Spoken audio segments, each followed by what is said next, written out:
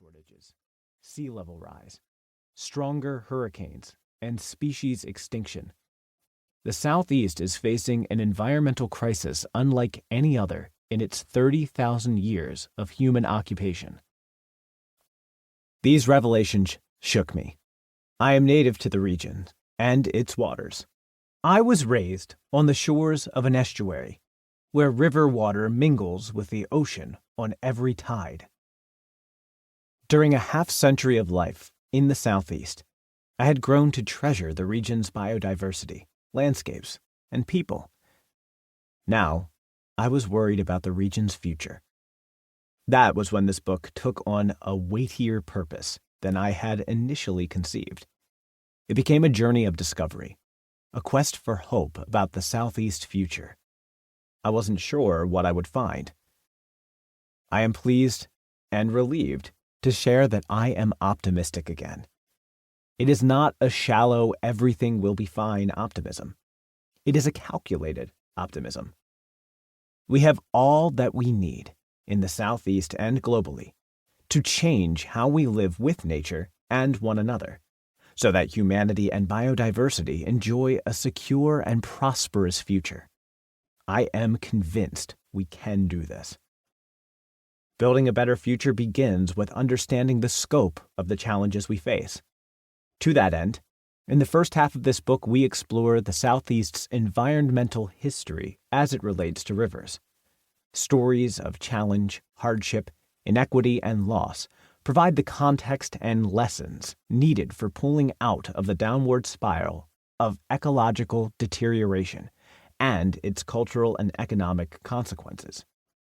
In the second half of the book, the journey continues as we discover the technology and ideas needed to manage rivers and water resources better, create a more secure future for ourselves, and revive river ecosystems and biodiversity. Perhaps the most important lesson I share is that the needs of humanity and the rest of Earth's biodiversity are now inseparable. We cannot thrive without biodiversity, and biodiversity cannot survive without us. We live in mutual interdependency. To apply this lesson to rivers, people the world over need healthy river ecosystems to provide clean drinking and irrigation water, and to sustain coastal lands and fisheries. Rivers do their best at providing these and other ecosystem services when their native species are present and their populations are strong. Where rivers have lost their biodiversity, people drink polluted water, harvest less food, and suffer more flooding. On the other hand, the future of river biodiversity, indeed, the biodiversity of the entire planet, now depends on humanity's choices. We have assumed the job of managing the biosphere, that razor-thin layer of the planet supporting all life. Consequently, millions of species now depend on our next moves. Will we destroy the last strongholds of biodiversity and thereby condemn ourselves and all future generations to ecological poverty and resource scarcity? Or will we adjust how we live so that humanity and biodiversity thrive side by side? This time, right now, will be one of the most important in the unfolding of the human story.